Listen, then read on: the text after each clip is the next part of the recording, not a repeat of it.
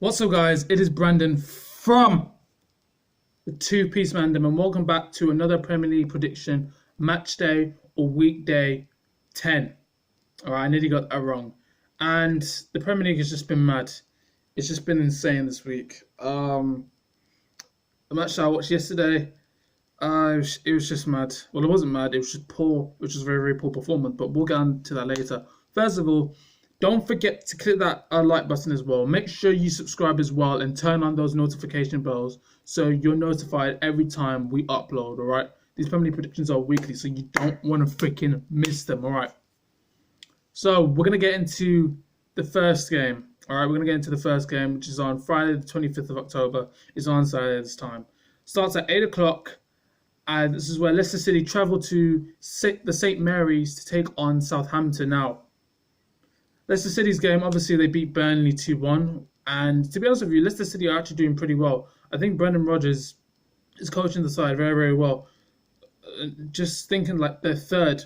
Leicester City are third, all right? And they can make the top four again. We all remember that season when Leicester won the Premier League. I think that was one of the greatest seasons we've ever seen. And just the fact that it's a different team. Arsenal came second as usual, didn't actually win it. But with Leicester City, this team's actually played really, really well. And I think the two key players that have actually stood out from that team is Wilfred Ndidi and James Maddison. With James Maddison, I think he's one of the best number 10 cams players in the league. I feel as though he offers more. He not only does he scores goals, but he sets up passes and crosses into Jamie Vardy. And I think that's where Jamie Vardy's going to get his goals this season. And for Wilfred Ndidi, he just makes that midfield very, very solid, and he's just a very dominant presence in that midfield. Therefore, players aren't really able to go past him that much, and he's just very, very, how can I say, just dominant in that midfield, makes important tackles, sometimes gives away silly fouls, but he is the key player for Leicester City. And I think if he gets injured, that midfield will get extremely weak for Leicester City. So they really need to sort that one out. They're against Southampton now. Southampton, to be honest with you, I think their last game was actually a good result. They went to the Molineux Stadium against Wolves and got a point from there. And I think this is actually a good point for them, because in the last game, Chelsea, we smacked them up 4-1, of course. And for them to actually get a point, I think that's a pretty good result for them. They haven't really made any real progress. I think their defending still needs work. It's not the best at all. I think they have one of the worst defenders. One of the worst defense in the freaking league, and I think they really need to fix that up as well. And they're just not playing to their full capacity. I think they really need to play the ball to Danny Ings more as well. So for this game, I think Leicester City will have to play very, very good football. I think they will play very, very good football under Brendan Rodgers as well. They have so far this season. And for Southampton, I feel as though they'll really need to sit back and just hit Leicester City on the counter-attack. Because let's just be honest with you, right? Leicester City's players are just way better than Southampton's players, and Leicester City will take the game to them. But I can only see this going one way. So the final score for this game is going to be Southampton 0, Leicester City 2. I just see Leicester City clarting them. I just don't see Southampton getting a goal, really. I think they'll be able to press forward and they'll have chances, but overall, they just won't be able to pull it off. All right, moving on to Saturday, lunchtime kickoff, 12:30. It is Manchester City versus Aston Villa at the Etihad Stadium. Now, let's just be honest with you, all right? I'm not going to chat bollocks and say Aston Villa have a chance. They don't, all right? Fair play, they beat Brighton 2-1 at the end. I think it was, Matt Targett scoring the goal at the end, so fair play to them. But Brighton did have a man sent off, so just remember that. So obviously, Aston Villa are going to win that. I think Manchester City, they won their last game against Crystal Palace. And to be fair, it was a good result, because going to Selhurst Park against Crystal Palace is a very, very tough game. Most teams are lucky if they get a draw at their home ground, because Crystal Palace are very, very good at their home ground, especially with the crowd just becoming the 12th player, just cheers them on. And it's a very, very uncomfortable atmosphere when you actually do play at Selhurst Park for the opposition teams. So fair play to Man City, but they should beat Crystal Palace anyway, if I'm honest with you. Let's just be honest. Man City, they have Aguero, they have Sterling, they have De Bruyne, Gabriel Jesus, who actually scored as well, and I think it was Bernardo Silva who scored as well. I actually saw not Bernardo Silva, David Silva. I saw David Silva's goal. I think Sterling chipped it up to him, and he just hammered it on the volley and made to the keeper as well. So obviously they won 2-0. And I don't see Aston Villa getting one result here. I know Wolves obviously beat them 2-0 at the Etihad. Fair enough. No one was expecting that. Big up Adam Traore, by the way. Adama Traore. But Aston Villa, they're just not going to get a result. Let's just be honest, right? I just don't see these guys even getting a goal. All right? And the worst thing is that I know someone that's actually going to that game as well. So it's actually going to be peak. So the final score for this one is going to be Manchester City 5, Aston Villa 0. Yet again, Man City will clot the Villa boys, right? They're just going to clot them. A hat-trick from Aguero, a goal from Sterling, and a goal from Kevin De Bruyne. I honestly do not see Aston Villa getting even a goal there. Like, they'll just get murdered. Well, they should get murdered anyway. That's what I thought about the Wolves one, because Wolves were playing so bad, but the fact that they got a result at Manchester City at the Etihad, who knows? Who knows what happens in the Premier League, right? The Premier League is the most unpredictable league going. All right. Next game. These are one of the 3 o'clock games. 3 o'clock games. All right. Watford versus Bournemouth. Now, I don't think Watford are yet to actually win a game this season, which is actually peak for them. It's actually quite sad for them. They actually haven't won a game. And Bournemouth are a very, very hard team. I'm not going to lie. Let's look at that. Bournemouth's last game, they drew 0-0 against Norwich, which I honestly thought they'd win because Norwich's defence were a pile of crap, knowing that they lost 5-1 against Aston Villa. I think for Watford, their last result was a good result. Well, to be honest with you, they should have won it. But those scumbags that are Tottenham, who are in terrible form right now, piss poor form right now, got a late equaliser. I think it was Dele Alli. I think they got VAR on him, and I think he controlled it with his shoulder rather than his arm.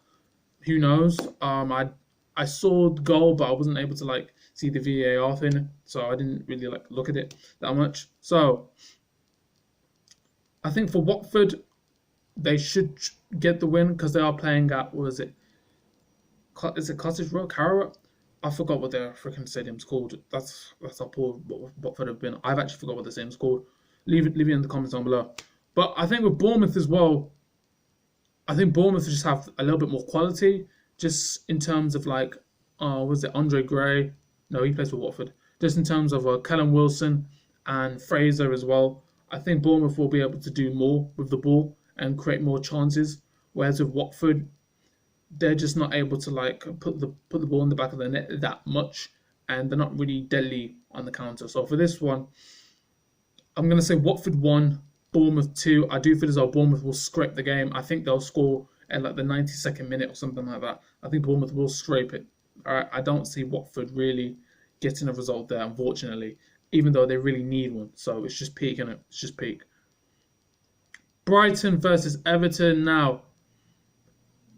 Brighton, like I said earlier, losing 2-1 against Aston Villa, unlucky. But before that game, beating Tottenham Hotspur 3-0. But even though Tottenham Hotspur are in crap form at the moment. So for Brighton, I feel as though they have to play Connolly and Mupé. I think with Connolly, he played brilliant against Tottenham as well. He played brilliant football. Brighton were just wanted the ball more. I think that injury to Hugo Lloris for Tottenham really damaged them. I think with Brighton, they really got to move up the pitch a little bit more. Defensively, they're still crap though. I think defensively, they just make too many mistakes and give the ball away too much. And you can't be having that in the Premier League, especially when you're against the likes of Theo Walcott, Alex Iwobi, Richarlison, and Sigurdsson. You can't really do that against them. And actually, speaking of Everton, when I watched Everton versus West Ham, because they beat West Ham 2-0, I watched the whole game, and it was actually a very, very good performance from Everton. West Ham couldn't get out their own half. They weren't clinical enough. West Ham weren't able to literally get the ball off Everton. And as soon as Everton lost possession, they just got it back straight away. They were on it. They were just on it. I think Alex Iwobi was the catalyst. Who else was the catalyst? Bernard played brilliant as well. Bernard's solo goal was actually amazing, even though he did get a little bit of luck when the ball did bounce off the defender, but then bounced off him. I feel as though Everton, really should have been 4-0 if I'm honest with you. There are loads of chances, Everton. But then that world-class player that is Gylfi Sigurdsson comes off the bench and scores a screamer of a goal. I think he cuts back on his left foot and just bangs it with his right foot into the top corner of the goal. It was just amazing. Like, big up Gylfi Sigurdsson. He played amazing as soon as he came on. Walcott, he played amazing as well. Alex Iwobi played amazing. Everton played amazing in the whole game. West Ham weren't able to do shite. And therefore, Everton are actually going to Brighton's ground. Don't know the name of Brighton's ground. Leave the comment down below. I think I know it, but I forgot. Leave a comment. I think Brighton will take it to Everton, but I feel as though it's only going to go one way. So for this one, I'm going to say Brighton 2, Everton 3.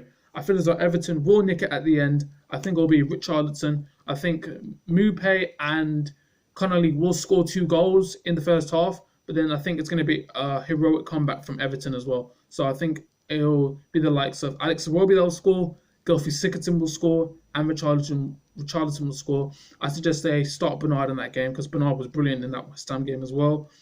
Their defence was solid as well, I'm not going to lie, for Everton. And yeah, I just think Everton will win that game. I'm moving on. The third game at 3 o'clock, West Ham versus Sheffield United at the Olympic Stadium at West Ham's ground. Now, we saw what West Ham did against, who was it? Who did West Ham play against? Oh yeah, Everton again. Yeah, we saw, obviously West Ham played like dog shit. Like I said, West Ham were just terrible. They were off the mark. They weren't able to really pass the ball into Fuller as well.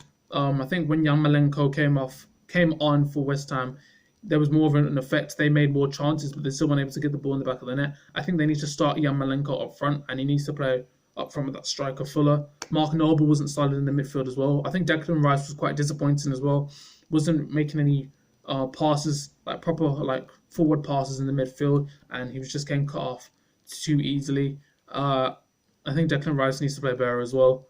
Mark Noble wasn't solid enough. Yarmolenko, he needs to start in the team as well, if I'm honest with you. Felipe Anderson, they couldn't really get the ball to Felipe Anderson either, like making runs down that left wing. He was just getting cut off too many times, and especially when it was on the counter-attack, it just died out. So West Ham needs to sort that out because they're against a very, very tough Sheffield United team who last night got a result against a crap Arsenal team. Sheffield United were organised to the core. I saw their goal as well. It was a good finish. It was a good goal as well. I remember my friend saying that it was a crap finish, but it actually wasn't, because poor marking from Arsenal. It was good for the defenders to actually get a header on that. But then Muset, when the ball was just under his feet, he just put it into the back of the net, and it was basically a good finish from him. Personally, I thought it was a brilliant finish, and I feel as though Sheffield United will get something out of that game if they defend the way they defended, because defensively they were organised to the core. Billy Sharp came on, and as soon as I was watching Sheffield United, as soon as the whistle blew, as soon as it was kickoff, they just pressed that Arsenal team to the absolute core. Just pressed them.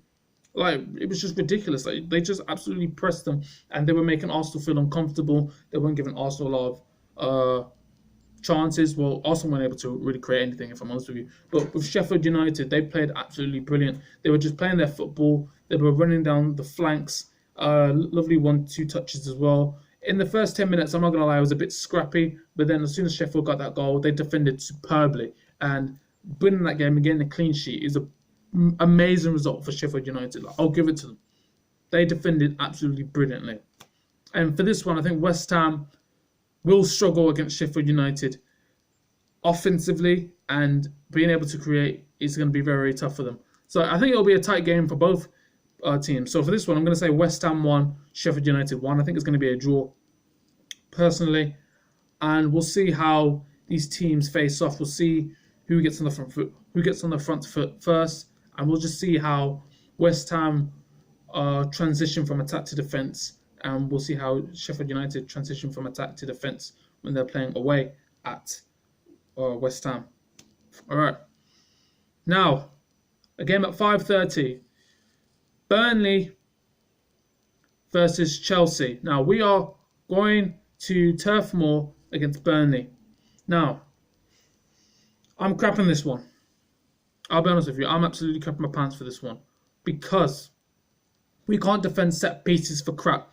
And Burnley thrive off set pieces. Because when Burnley went to the Emirates against Arsenal, I saw that they scored. I think they scored off a set. Did they score off a set piece? I don't even know. But they were very, very deadly in set pieces. That's where they're very, very good at. When it comes to set pieces, we can't defend them, and that's where our issue is with set pieces. And I'm happy we kept a clean sheet against Newcastle. It was a stubborn Newcastle game. I'm actually proud of the boys for how they played as well. They didn't give up either. Newcastle was stubborn as crap. They defended really, really well. Fair play to them. It could have been 3 or 4-0, but the way Newcastle defended was amazing. Their two counter-attacking options were Maximan and Almiron. So yeah, they didn't really make an effect on that. I thought Andy Carroll would actually score as well. I was like, oh crap, they're bringing on Andy Carroll, but he didn't do F all. They didn't really create anything or test our keeper that much. That's why we were able to keep the clean sheet. But with Burnley, I feel as though they'll be able to test us more. And yeah, Tomori and Kurt Zouma have to be on point for that. Hopefully they defend really, really well. I hope Christensen and Rudiger come back as soon as possible because we can't defend set pieces, and the fact we're against Westwood and Ashley Barnes is very, very hard. So we have to be on our game for that. I think we'll be able to score ball banging some goals. I think Tammy will score 2 goals for that game. Mason Mount has to be on it as well. I don't want him to start Ross Barkley because in that first half was against Newcastle was dreadful because as soon as you took off Ross Barkley and Kovacic came in, the passing was faster, smoother and crisper. With Ross Barkley, he takes too many touches and the passing is just slow. It's slow and then it gives Newcastle the opportunity to organise their defence. So it was complete bullshit, all right? Do not start Ross Barkley. He has to start Kovacic and Jorginho. And look at that, Kante has an Achilles injury. But I think for this game, we'll be able to score the goals. And it'll be a very, very tough match, I'm not going to lie. I remember last season we went to Turf Moor, we won 4-0. So let's just see how this actually goes out. But I think we'll be able to get a result from here because we've won 5 consecutive games in a row. And I don't know how he's actually going to set up as well because we have Ajax tomorrow night as well. So it's going to be very, very tough. Right, so for this result, we're still going to concede 2 goals, but I feel as though we'll still get the win anyway because of our attack. So, for this game, I'm going to say Burnley 2, Chelsea 4. I still feel as though we'll concede 2 goals. I feel as though Callum Hudson-Odoi will get his goal. I think Tammy will score as well. And it'll either be Willian or Mason Mount to score as well. To be honest with you, because we've been on fire recently. Callum Hudson-Odoi has been killing it. I think that's where our strength is. He's able to just drift and glide past players. He's only 18 years old and he's just playing like very, very good football for us. Our youngsters are playing very, very well. And yeah, my only concern is Kurt Zouma and Tomori when they make mistakes and defending set pieces. That's where my real concern is. All right, so Sunday at 2 o'clock, we have Newcastle versus Wolves now. Newcastle were dog shit against us in terms of attack. Defensively, they were very, very good, but they were just unfortunate to stop that. I think Dubravka, he actually did get a hand on Marcus Alonso's shot, but it was just too much power and I wasn't able to keep it out of the net. I think with Newcastle, they really need to fix up attacking-wise. I feel as though the shift starts with Andy Carroll and play Maximan and Almiron as well. They're playing against Wolves at St. James's Park. I think Wolves will really utilise the strengths as well with Diego Jota, Raul, Jimenez, who else? Ruben Neves, Adama Traore. Wolves are going to find it hard because I think Newcastle will play off the counter-attack, if I'm honest with you. Newcastle will play off the counter-attack because defensively, Steve Bruce has got them like organised to the core. I think they're one of the... I think defensively as a team, they're very, very good. And their outlets are basically Maximin and Almiron. I think for Wolves, they got to use Adama Traore a lot.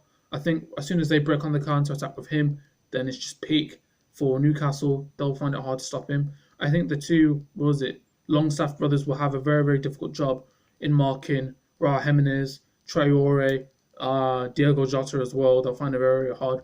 It depends how Wolves play. It depends how Wolves play. I think if they played against Man City, if Wolves played Newcastle the way they played against Man City, then they'll have a chance. I think with Newcastle, for them, it's just going to be peak for them. But it depends how they go attacking-wise.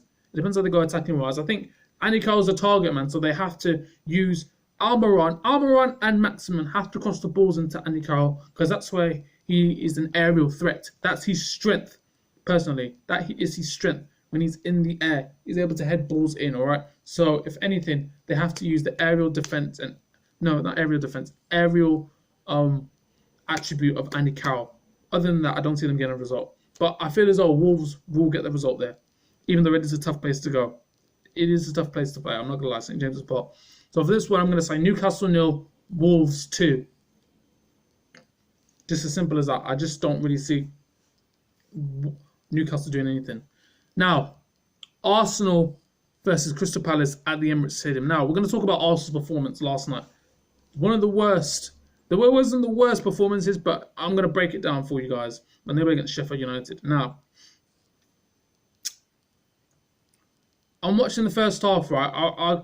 The first half was absolute bollocks. Because, number one, he didn't start Tierney. He didn't even mention what Mesut Ozil. He didn't start Lacazette. I don't know what's happening with Unai Emery, and I don't know what's happening with Arsenal. But as you can see, they just lack the creativity. The only player that was actually on their ball, if I'm honest with you, was Nicolas Pepe. Aubameyang wasn't getting the chances.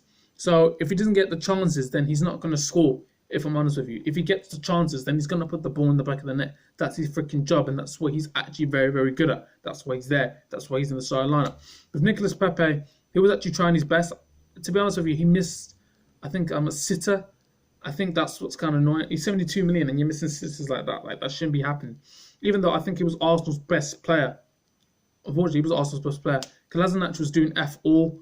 He was trying to like run down the flanks, but he just wasn't able to do that much. Callum Chambers at right back wasn't able to go forward enough.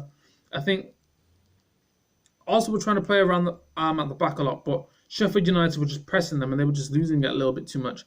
I think Xhaka actually played all right, if I'm honest with you. I was very, very surprised the fact that he took off Xhaka in the second half. I think he was one of the players that actually played very, very well, in my opinion. I think that he should have kept Xhaka.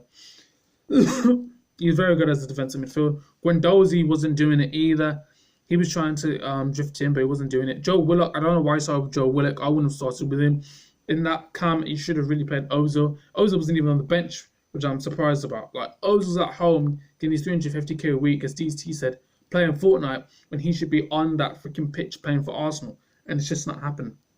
Because Ozil, fair enough, when it comes to tracking back, he's lazy. But in terms of creativity, he is actually world class at it. And he's the one that can create the Aubameyang and Lacazette or Nicolas Pepe as well. You should have played Aubameyang on the wing, Lacazette centre forward, Nicolas Pepe on the right, and at cam, Mesut Ozil. I think that would be an amazing combination as well. But they just didn't do that. And Arsenal really lacked creativity. They missed Ozil.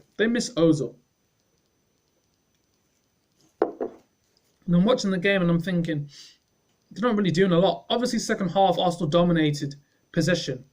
But it's not about how much... You can have all the possession in the world, but if you create nothing with it, then it's pointless. Like, Arsenal didn't do anything at all. Like, as I'm watching the game, like, the creativity just wasn't there. Just such a lack of creativity as well. And fair play to Sheffield United, they were defensively organised. But the only player that actually looked as though they were going to create something was Nicolas Pepe, if I'm honest with you. Arsenal, they brought on Martinelli, they brought on Dani Ceballos. He didn't really make an impact as well. He was trying as well, trying to put balls into Aubameyang, like I said, but it wasn't really making much of an impact. If I'm honest with you, Arsenal have played poor in these last few games, all right? But the result obviously papers over the cracks. The result papers over the performance. And fair enough. When you play like shit and you're losing, then that's a problem.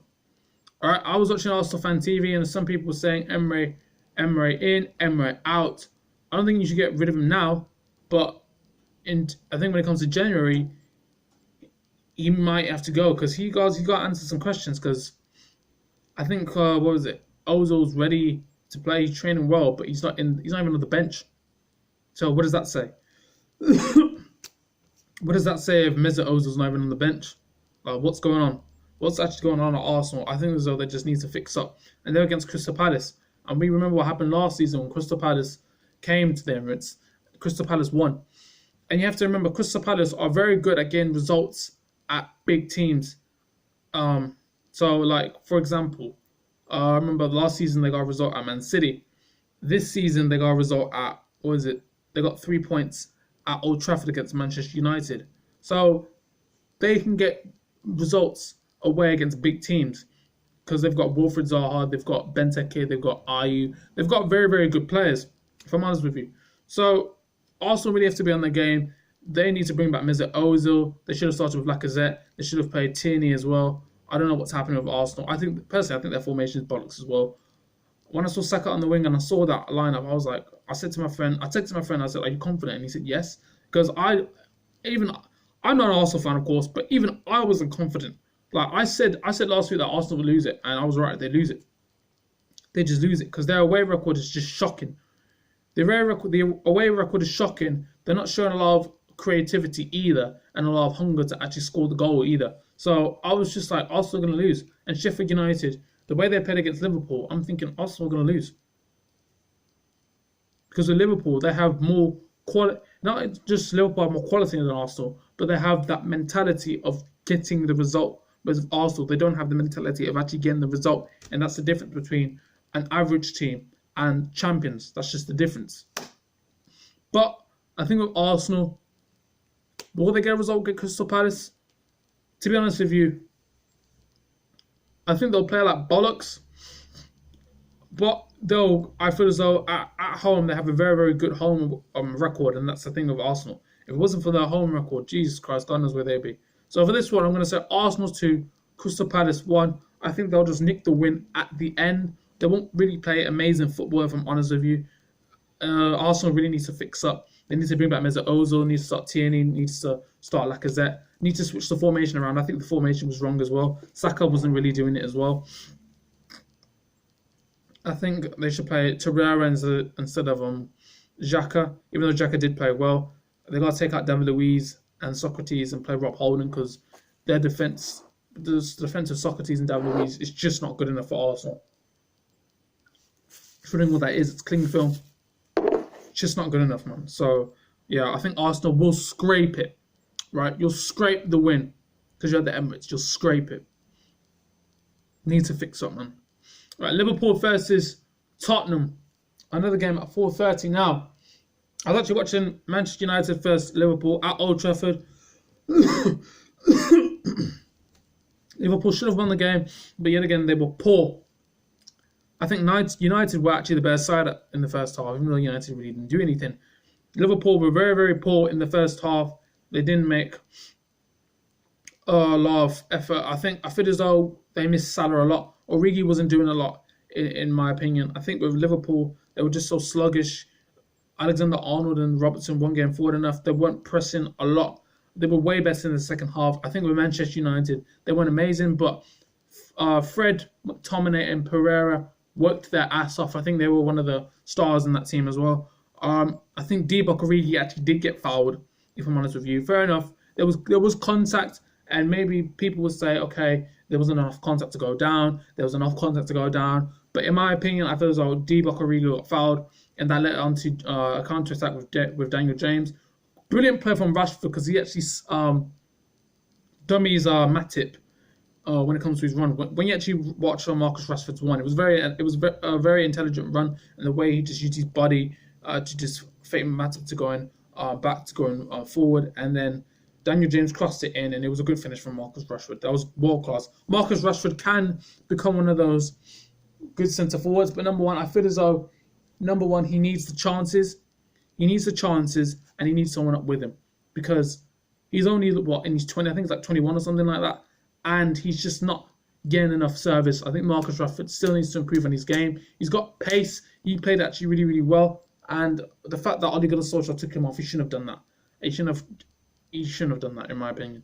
I think Liverpool's second half way better. Switched it to 4-4-2. Took off Henderson for Adam Lallana, and brought on Naby Keita, and I forgot who that other substitution was. But they switched it to 4-4-2, and Adam Lallana did score. Poor defending from Manchester United. Thought they were actually going to get the win. They actually needed the win. But obviously, Man United fans would have probably taken a draw before the game even started. But still, Manchester United's defending was absolutely just terrible at that last minute. Just lapse of concentration from Ashley Young, and I forgot who the other player was. I think it was Pereira or someone else. I don't know who it was. There was just a free tap in at the back post for Adam Lallana, and yeah, it just finished 1-1. realistically, Liverpool should have got. Realistically, Liverpool didn't play amazing, but they probably should have won the game. Man United probably should have seized it out as well. Tottenham have been dreadful as well, having to score at the end to get a point against Watford, which is poor from Tottenham. Tottenham has just been terrible this season, especially when they lost 7-2 at Bayern Munich at their home ground. Worst home ground defeat ever, losing against Brighton away, losing their goalkeeper as well. It's just horrendous. And I think Liverpool will have the advantage at Anfield against Tottenham. And yeah, so I think Liverpool will clock them. So I'm going to say Liverpool 3, Tottenham 0. Last game, Norwich versus Manchester United. Norwich obviously drew their game against Bournemouth. Man United are playing away against Norwich City at Carrow Road. It's going to be a very, very tough game, as we saw Norwich turn over Manchester City 3-2. I think Manchester United will have to fix up. I don't know how they're going to play this game. I think Martial might start in this game. He has to start Rashford. I think Man United can build on this, but even though they're just not, they're not like on it right now. They're like, Manchester United just need to fix up. They need a win. They need wins. They need results. They're not playing well. I think he's got to play Fred, McTominay, and Pereira again because they were brilliant. Pereira, I think he plays better at cam. Daniel James was good as well. Ash Young wasn't really going forward as much as I like to say. Rashford needs to play the way he played against Liverpool as well, because he was very, very direct and moving forward. And I feel as though Martial needs to start as well. He's just come back from injury, so he needs to play. Pogba's injured as well. Harry Maguire, Wan-Bissaka, and Lindelof need to be on it as well, because Lindelof, I think he's the guy that lets the balls in and makes the mistakes. And I think for this one, it's going to be very, very good attack going forward, attackingly, because Norwich can't defend for shit. But these are two teams that can't defend for shit. So for this one, I'm going to say Norwich 3, Manchester United 3, and that's the end of the Premier League prediction, ladies and gentlemen. If you guys enjoyed it, don't forget to smash the like button, hit the subscribe button as well. I'll see you guys in a bit as well, and peace.